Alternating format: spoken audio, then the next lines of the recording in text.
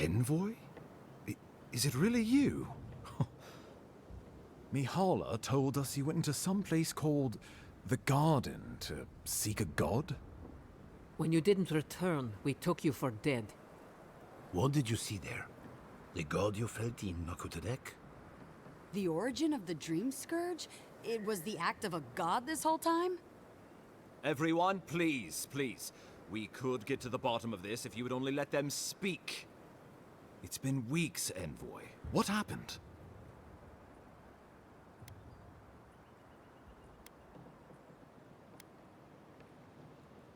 Well, you might not believe me, but I didn't want any of this to happen. Yes, you've said that. Are we supposed to just take you at your word? It was Ludwine who called for the attack. She and her steel garrote laid siege to the city shortly after you beat her to the garden.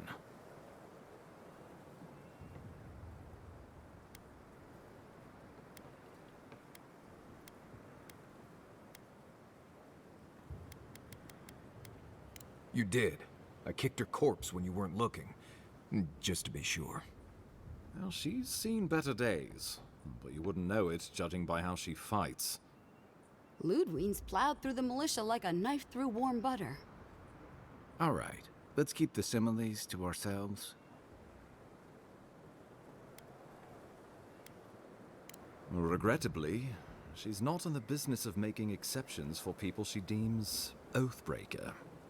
So long as her passion for Wodika lives, so too will her spirit. Then we destroy her faith, and the rest of her will follow. I have a theory about this. Let's talk at camp if you want to hear it. But I think we can kill her. Oh, good. That would be easy. It is not, I think, impossible.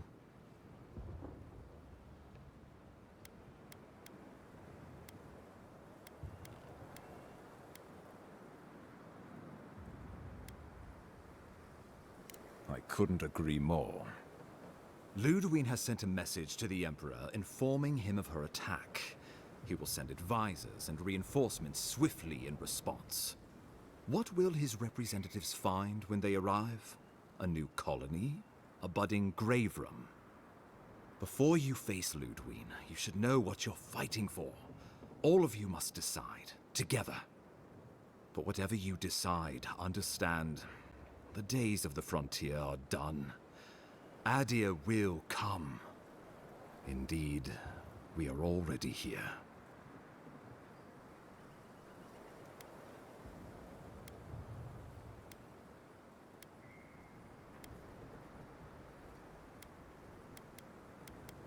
Well, don't leave me in suspense.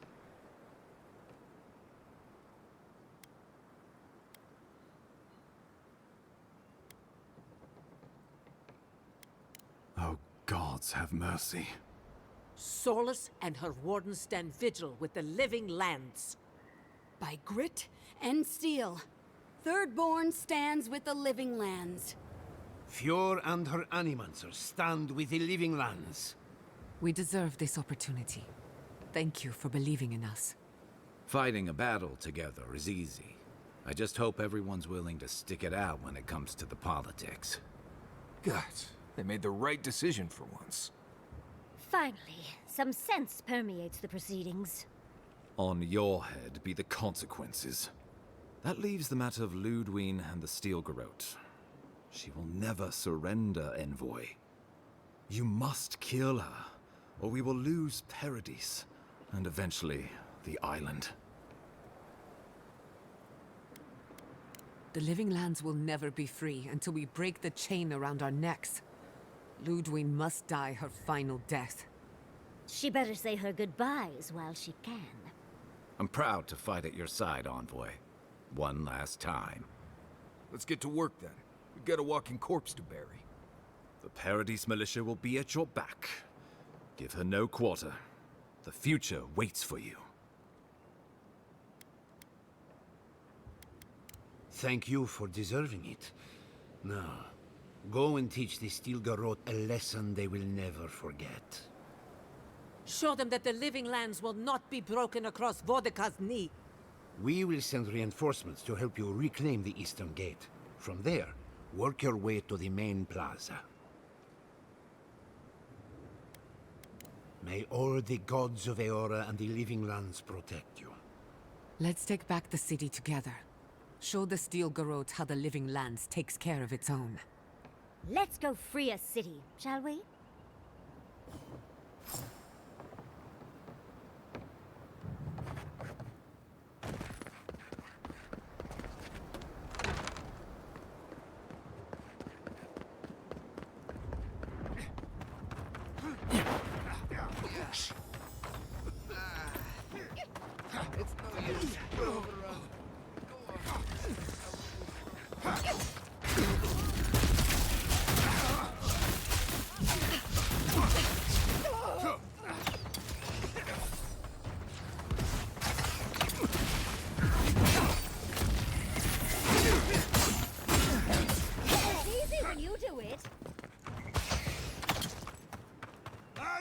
That was a close one. Not saying a word. Stop right there!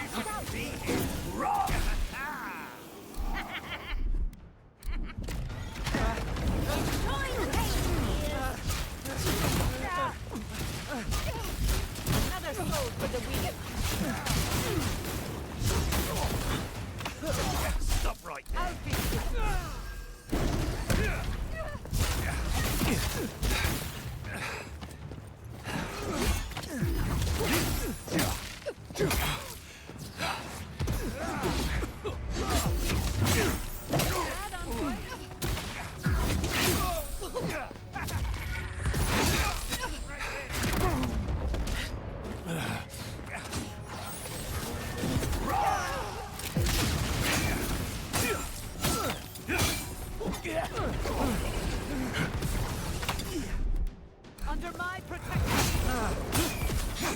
Faster, I say.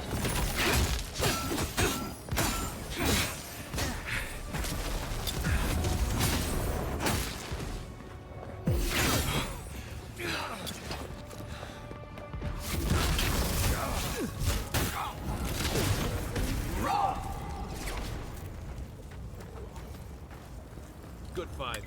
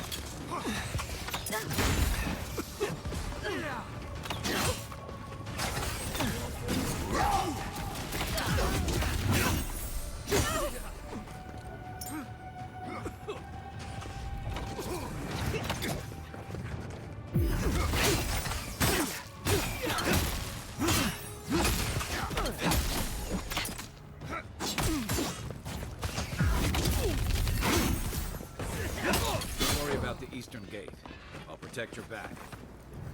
For our freedom!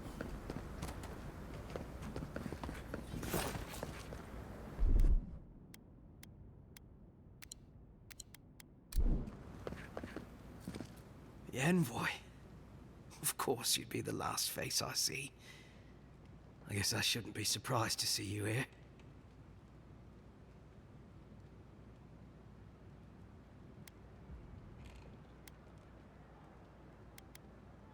I have. As an endearing soldier, it's only fitting I die here at the dawn of our war against the living lands. But never mind that. That isn't what's important right now. You've declared yourself for the enemy. You've turned your back on Adir, on the Emperor. Again. I don't understand. Why, envoy?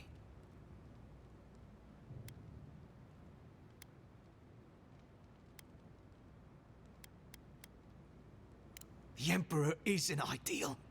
You won't stop us. Even if I'm food for worms. One way or another, these lands belong to Adir.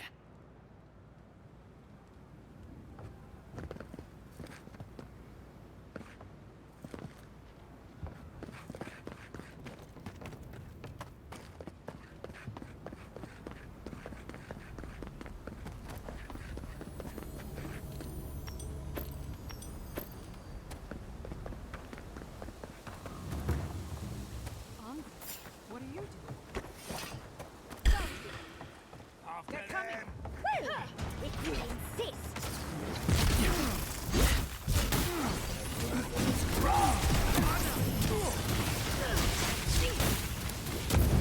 Onto that here!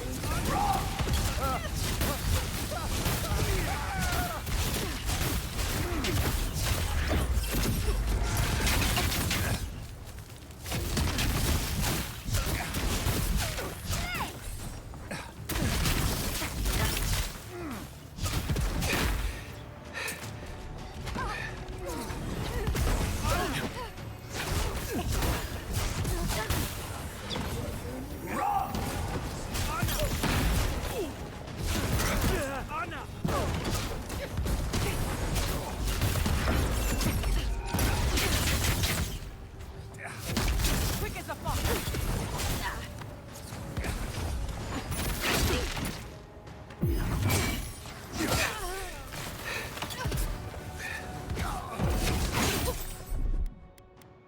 This will hurt! Away with you!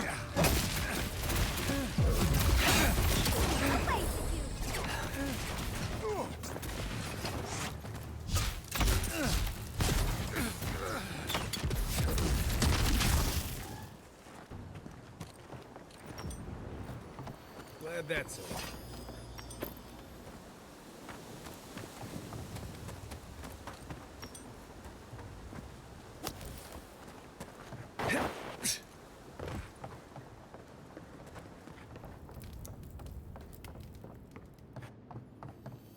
I should go now, while the fighting's died down. Can you not hear the screaming outside? She's right. We can't go now. And when? Should we wait? I thought you left town weeks ago.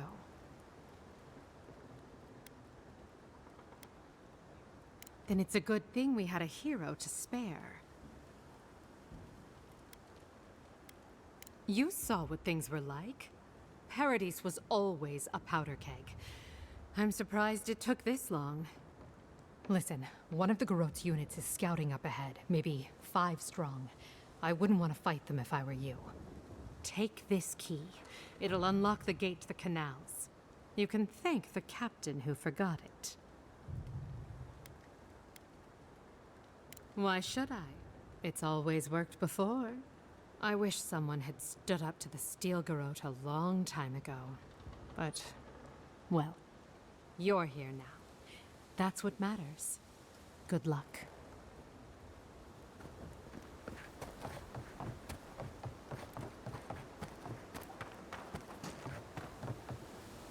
Is someone stop right there? Someone's eager to meet us.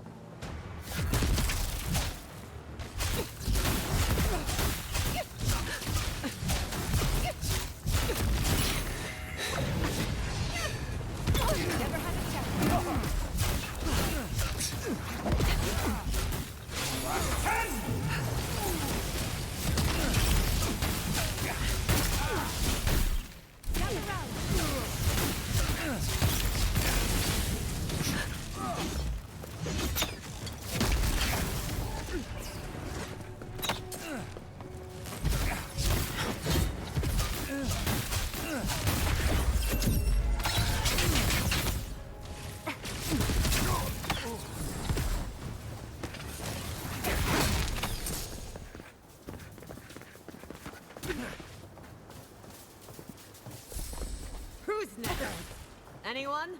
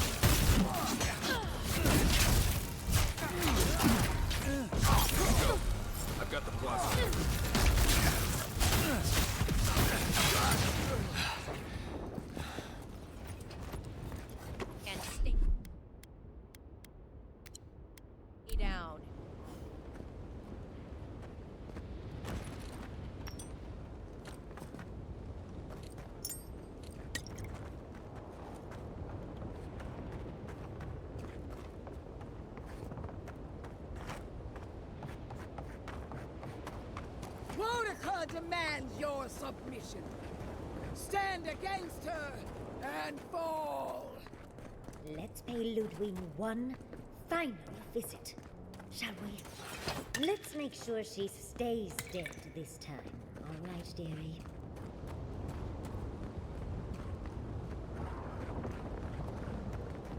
There you are. So, you survived the garden. Did you come all this way just to try your luck again? To kill me more efficiently than last time?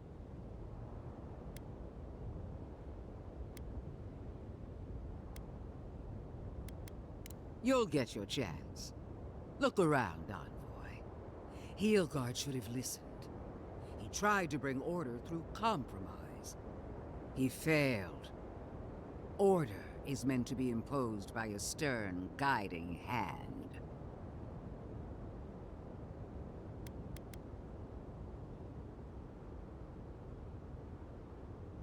Gladly. Why prolong the inevitable? Farewell, Envoy.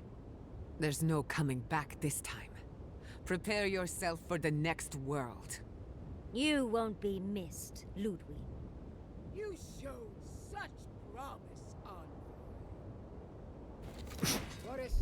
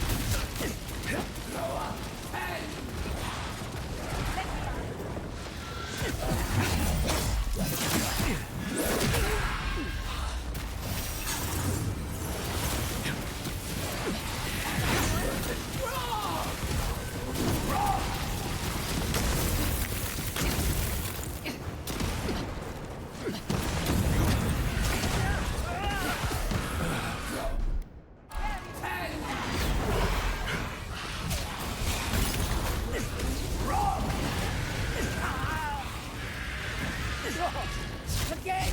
Wonica! Help me! One last time!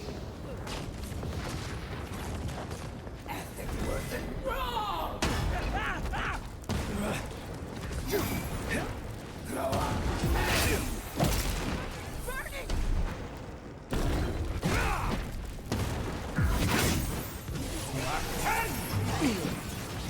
Coming from the left! Ethic wasn't wrong!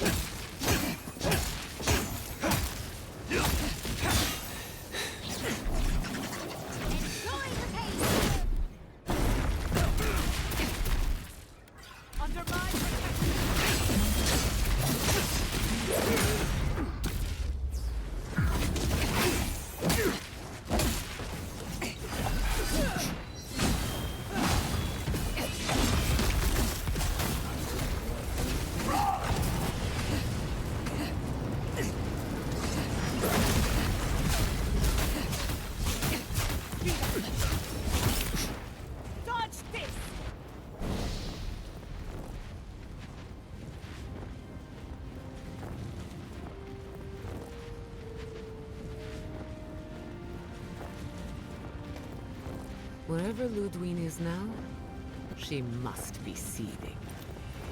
Of course, we'd be happy to kill her again, if needed. She's done. But we're not. Whatever's next, we'll face it. Together. Gods, you're all gonna make me sick. But carry on.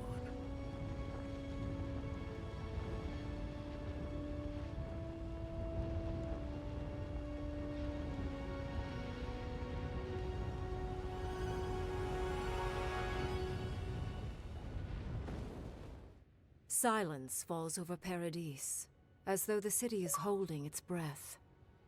Then you hear it, the ringing of a distant bell, the waving of banners, and cheers of victory. After a short and bloody conflict, the dust has finally begun to settle. There is an absence in your thoughts where Sapadal dwelled. Once, the god of the living lands would have flinched at this rare moment of tranquility. Instead, they are one with the silence. The Paradise militia rallies to you, the outsider who defended them in their hour of need. Whatever happens next, you have won their confidence. You take a moment to reflect on the calm. Not so long ago, you arrived at these shores on a simple errand, which turned out to be anything but simple. The Dream Scourge is over, and the island has been cleansed of plague. A time of healing and mourning follows. People look to you for answers about the source of the affliction. You tell them the truth, how the origin of the plague has been destroyed, put out of its misery, and leave it at that. Thanks to you, the Living Lands has escaped Adiran oppression. The free settlements unite under a common banner and begin the fraught process of negotiating new traditions and values. The Empire withdraws.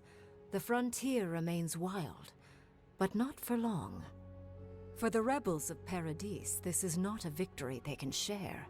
Fearing your wrath, they retreat deeper into the wilderness, taking their secrets and ideals with them.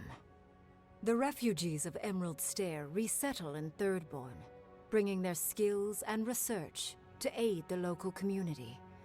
What starts as an uneasy partnership blossoms into a bond of trust. Through shared adversity, they find common ground. The ashes of Fior Messiverno continue to smolder. Scavengers avoid the ruins, fearful of spirits unleashed by animancy gone awry. The once promising city is nothing but a cautionary tale. For the people of Shatterscarp, independence is bittersweet. Those who cannot withstand the grief inflicted by Ringgrim's spell leave the settlements, vanishing into the wilderness. Those who remain find themselves forced to cooperate with others, often begrudgingly. With so many dead, the need to stave off hunger outweighs any distaste for certain trading partners. Solace Keep clings to its long-held isolation at first.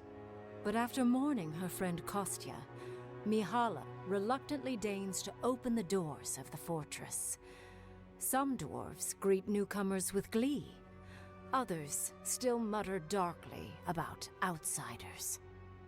Mihala flounders in her earliest negotiations with the rest of the Living Lands, but slowly learns compromise.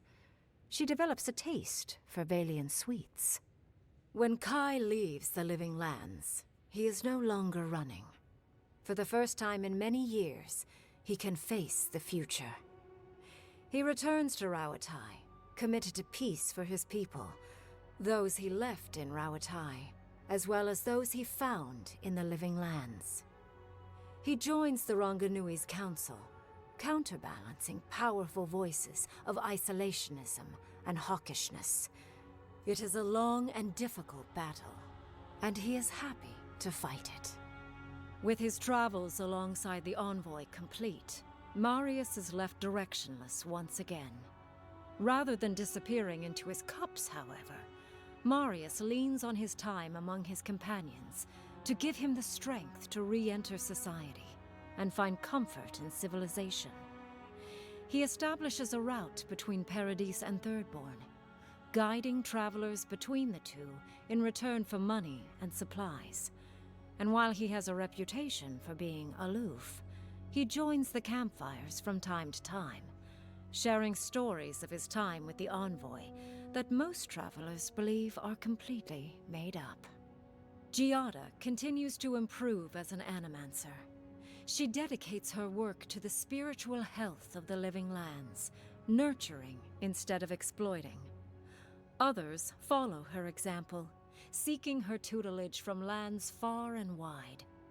In the years to come, rumors spread of a secret society gathering in the wilderness, where animancers work in harmony with nature. The dream of Fior Messiverno lives on in her. No longer under the threat of imminent death, Yatsley returns to the Animancers.